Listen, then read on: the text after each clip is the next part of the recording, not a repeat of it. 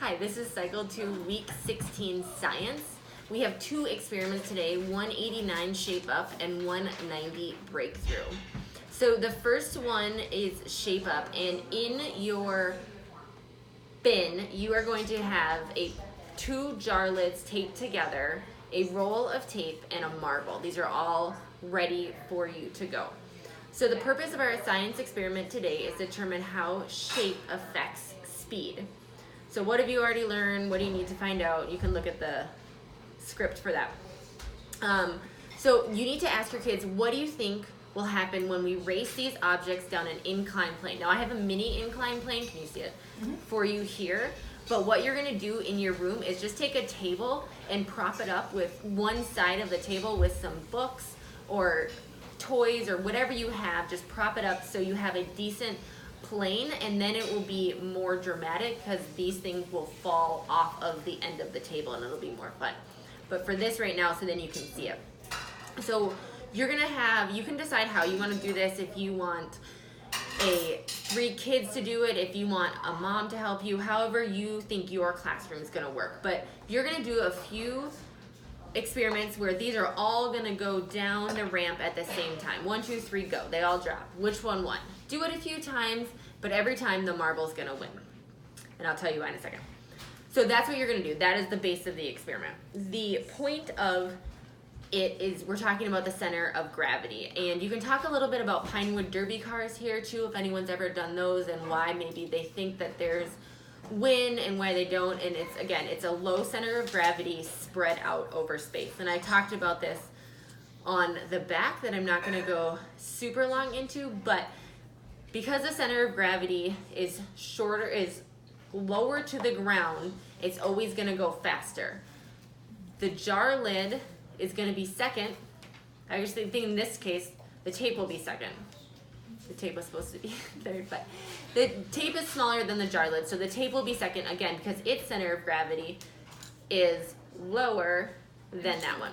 Anyway, you guys can look at that, but that's the point of the experiment.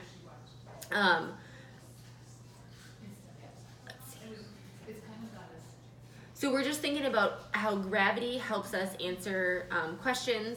And then, okay, so this is another one. So if you, I can do it from here. If you use a door in your classroom, and if you have someone push it from the outside, there's more space to turn, and it's easier.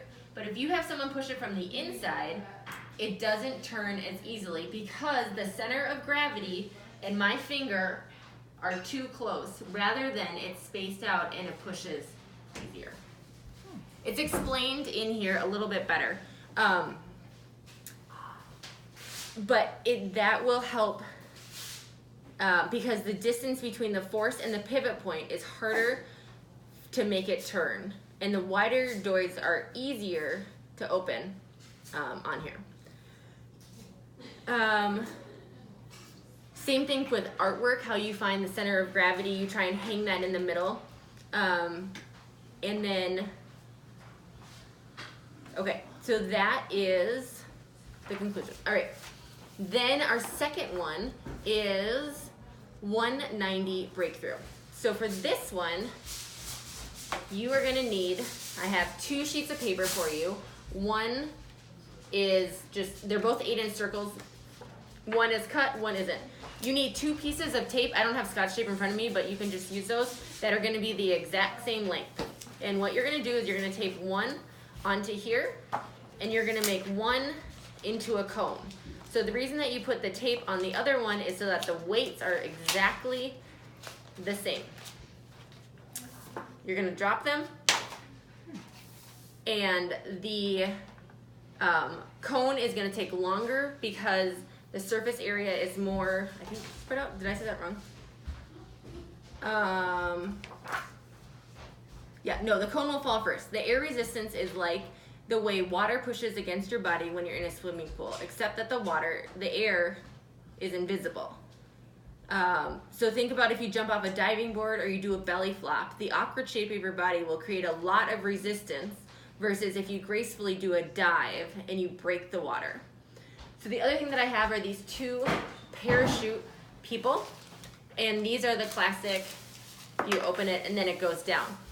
So my thought is if you could take a few rubber bands and put one that's not, the chute is not going to deploy, and the other one that the chute will deploy, and you will see the same idea as the cone versus the flat shape.